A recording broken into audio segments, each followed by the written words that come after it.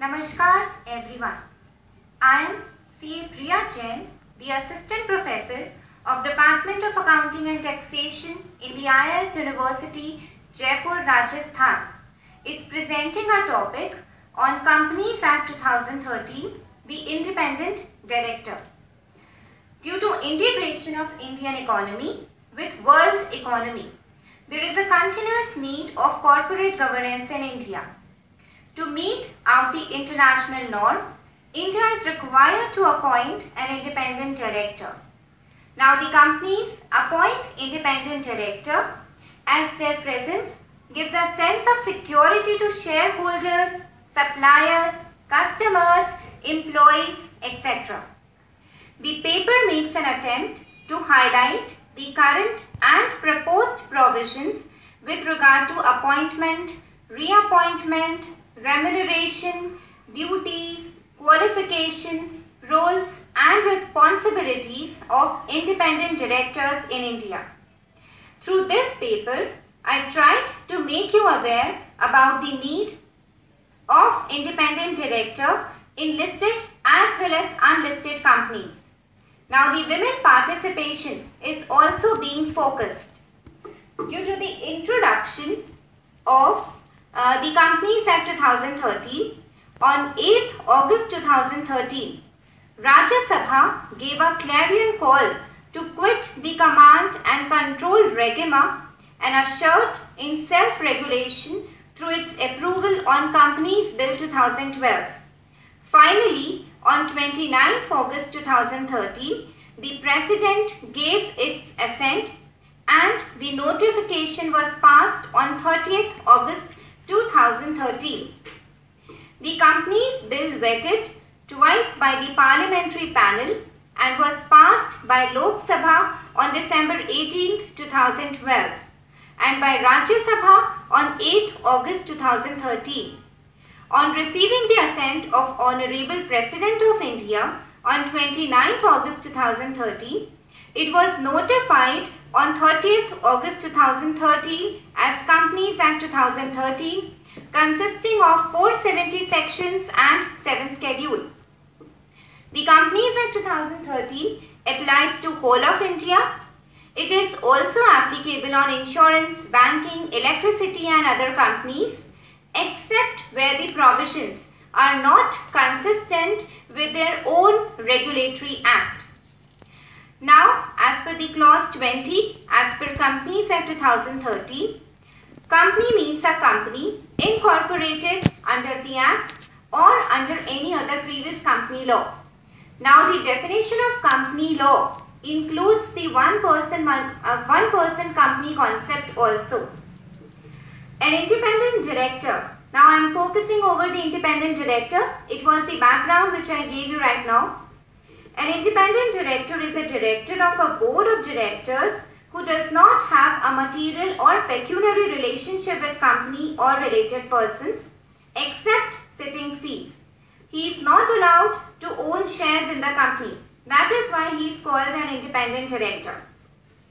For the public companies whose paid-up share capital is 10 crore or more, or their turnover is more than 100 crores, or in aggregate the outstanding loans, debentures and deposits exceeds 50 crore, they are required to have at least 2 directors.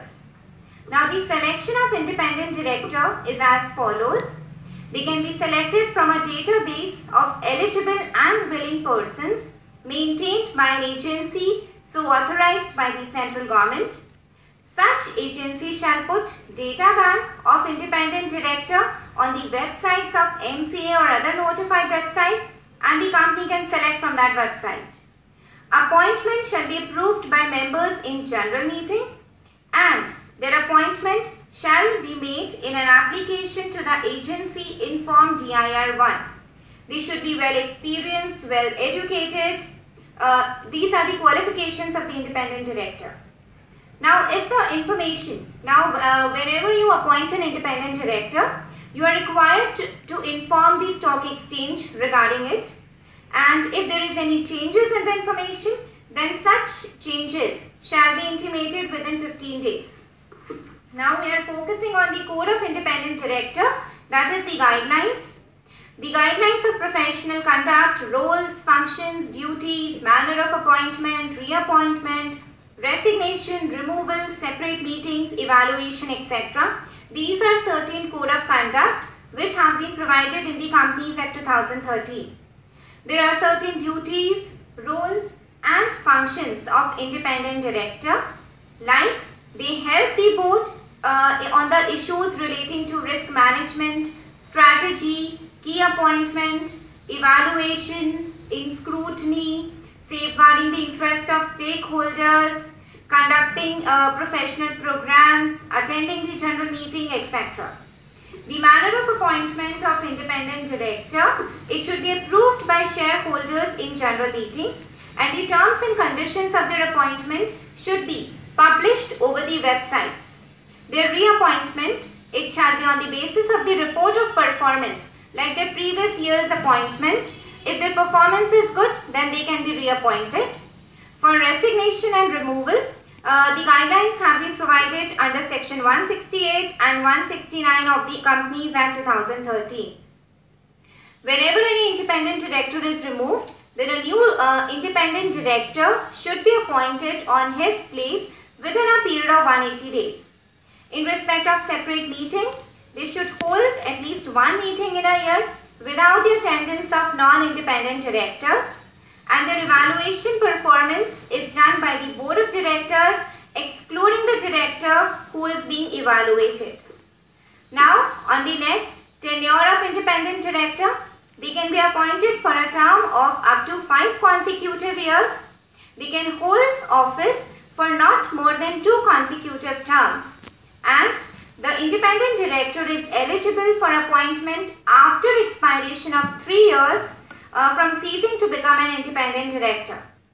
The liability, an independent director as well as non-executive directors shall be liable if they have performed anything wrong. They can be there is no appointment by rotation in case of independent director. Their remuneration is decided by the board of directors. Now I am providing you some few data statistics about the Indian board database. The number of non-stock exchange, national stock exchange, which are consisting of listed companies are 1,510. The unlisted financial sector companies are 270. The directorship position available in India is 15,404. But the number of individual directors appointed are only 10,847. Now through this data, we can seriously observe that still there are around 5,000 vacancies vacated in the organization. The number of individual directorship positions held are 8,604, and the number of individual independent directors appointed are 4,918. So there is a shortage of 4,000 also. The number of women directorship positions available are 1,949, but the number of women directors appointed are 1,401. So there is also again a shortage of around 500. The number of individual women directorship positions held are 1,104, and the independent individual women directors appointed are 770. Still there is a gap. So there is a very huge scope for getting appointed as an independent director in a company. The number of listed companies without women directors are 65, which seriously require women directors. Now the last data which I am providing is the remuneration or the packages which directors get from the big blunder companies. The average year pay per individual director is being provided by me. The Ranbaxy Limited provides around 102.26 lakh per individual director in a year. The number of individual directors being appointed in Ranbaxy Lab is 4. So you can seriously observe that there is a high potential income for the individual independent directors in the organization. Finally, I am on the conclusion part. The new concept of having independent director is a welcoming step for corporate governance in India. The Act 2013 has conferred greater empowerment upon independent directors to ensure that the management and affairs of companies being run fairly and smoothly. But at the same time, greater accountability has also been placed upon them.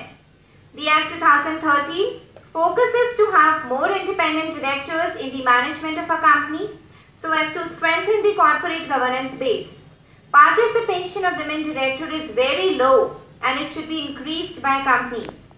But one should always consider it in mind that only appointment of independent director will not make the company a success until and unless nominee, executive, non-executive directors, etc. are appointed appropriately.